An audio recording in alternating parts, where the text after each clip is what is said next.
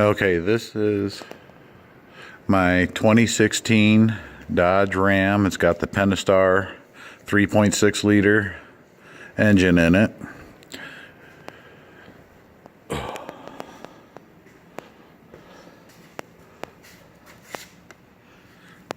Got the spikes, and I have a K&N 77 series cold air intake and a Borla XR1 exhaust, which I'm about ready to do a cold start.